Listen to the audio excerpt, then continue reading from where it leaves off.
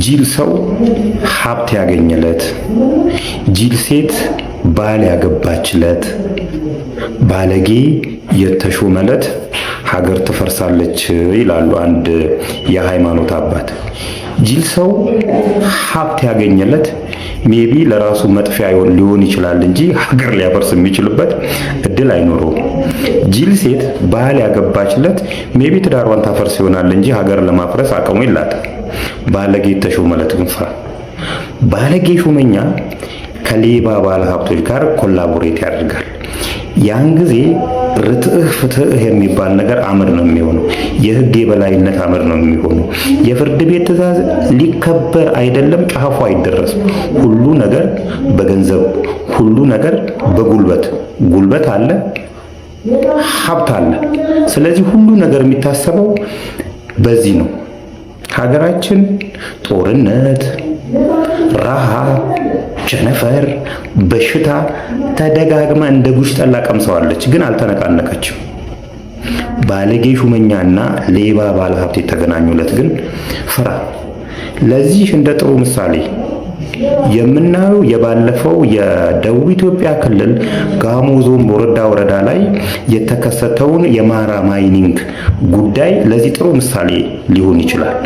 እንግዲህ ማይኒንግ ማዕድን ለማውጣት ሁለት ፈቃዶች ያስፈልጋሉ። አንደኛው ማዕድኑን ፍለጋ ነው። ማዕድን በባህሪው የት እንዳለ አይታወቅም። መፈለግ ያስፈልጋል፣ ምልክቶችን እያየ። ይሄ ከፍተኛ ወጪ ነው። ማዕድኑ ከተገኘ በኋላ ለመንግስት ለተለያዩ ወጪዎች አውጥቼ የማገኘው ገቢና የማወጣው ወጪ መካከል ትርፍ ያስገኝልኛል ጥናት መደረግ አለበት። ይሄ ከፍተኛ ወጪ ያስወጣል። ሁለተኛው ማይኒንጉን ማውጣት ነው። ያንን ማውጣት ቀላል ነው። ኦልሬዲ ጥናቱ ስለተገኘ የአዋጭነት ጥናቱ ስለተሰራ ማለት ነው። ማራ ማይኒንግ የከሰል ድንጋይ ለማውጣት ቦረዳ ወረዳ ላይ 600 ሄክታር መሬት ፍቃድ ያወጣና እዛ መሬት ላይ የከሰል ድንጋይ መኖሩን ያረጋግጣል። ወደ ማውጣት ፕሮሰሱ ሲገባ ግን ባለጌ ሹመኞች ከሌባ ባለሀብቶች ጋር በመደራጀት 55 ባለሀብቶችን ፈጠሩ። 55 ማይኒንግ ላይ የተመሰረቱ ካምፓኒዎች ኢትዮጵያ ውስጥ መኖራቸውንም እጠራጠራለሁ። እስቲ ንጥራቸው አንዳንዶቹ። ኤፍኤ ኮንስትራክሽን የሚባል ከመቼው ከኮንስትራክሽን ካምፓኒ ወደ ማይኒንግ ካምፓኒ እንደተቀየረ፣ ቱሳ ማይኒንግ ኃላፊነቱ የተወሰነ፣ ትሩዌል ማይኒንግ ኃላፊነቱ የተወሰነ የግል ማህበር፣ ምንጮች ኃላፊነቱ የተወሰነ የግል ማህበር፣ ላዜ፣ ማጋሮ፣ ቢግ ደንዴስ የሚባሉ 55 ለዘመዶቻቸው ኦልሬዲ ዛጋ እንዳለ ማረማይን አረጋግጧል ማለት ነው። ስለዚህ እኔ ማውጣት ያለብኝ አለ ማረማይኒንግ ባለቤቱን አቶ ብርሃነ መስቀል ክንፈን እኔ ማውጣት ያለብኝ ቢኮዝ ከፍተኛ ወጪ አውጥቼበታለሁ፣ ወይኔ ያወጣሁትን ወጪ መልሱልኝ አላቸው። ሲላቸው እምቢ አሉት። ወደ ፍርድ ቤት ሄደ። ፍርድ ቤት ሲሄድ 55ቱም ካምፓኒዎች እንዲያቆሙ ምንም አይነት እንቅስቃሴ እንዳያደርጉ የሚል ፍርድ ቤት ትዕዛዝ አወጣ። ትዕዛዝ ሳወጣ ባለጌ ሹመኛ እንኳን ትዕዛዙን ሊያከብር አይደለም ባለቤቱን አቶ ብርሃነ መስቀል ክንፈን እስር ቤት ከተተው። ይኸው 1 ዓመት ሊሞላው ጥቂት ሳምንታት ነው የቀሩት። ባለጌ ሹመኞች እንግዲህ እንኳን አይደለም የፍርድ ቤት ትዕዛዝን ተቀብለው እዛ ጋር ያለው ማዕድን እንዳይወጣ መከልከል ይቅርና ዛሬ የኬላና የሮያሊቲ እየተቀበሉ ዘመዶቻቸው እንዴት ያን ነገር እንደሚወጠብጡት የቦረዳ ወረዳ ላይ ያሉ ሰዎች ምስክር ሊሆኑ ይችላሉ።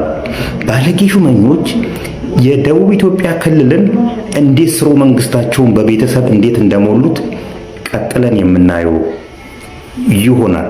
ስለ ባለጌ ሹመኞች አዋድ ሱልጣንንም አረሳ ነው። አዋድ ሱልጣን ምን እንደሆነ ድል ይዘን እንመጣለን። በሚቀጥለው ጠብቁ። የፊንቴክ አርቲስቶች ዛሬ ከሰዓት ፍርድ ቤት ቀርበው ክሳቸው ይነበብላቸዋል ተብሎ ይጠበቃል። እነዚህ አርቲስቶች እጃቸው ከተያዘ ቀን ጀምሮ የጊዜ ቀጠሮ እየተጠየቀባቸው ዛሬ ለመጨረሻ ጊዜ የክስ ጭብጥ መስረታችሁ እንድቀርቡ የሚል ፍርድ ቤት ትዕዛዝ ማስተላለፉ ይታወቃል። በዚህ መሰረት የፌዴራል ፖሊስ የምርመራውን ውጤት ትላንትና ለጠቅላይ አቃቢ ሕግ አስተላልፏል። እንግዲህ የፊንቴክ ጉዳይ ምርመራ ከተጀመረበት ጊዜ ጀምሮ አንዱ ሲያዝ፣ አንዱ ሲመዘዝ፣ አንዱ ሲያዝ፣ አንዱ ሲመዘዝ የወንጀል ውቅያኖስን የፈጠረው የወንጀል ኒውክለስን የፈጠረው ይህንን ፖሊስ በጥብቅ ዲሲፕሊን ባይመራው ኖሮ ዛሬ የደረሰበት ደረጃ ባልደረሰ ነበር።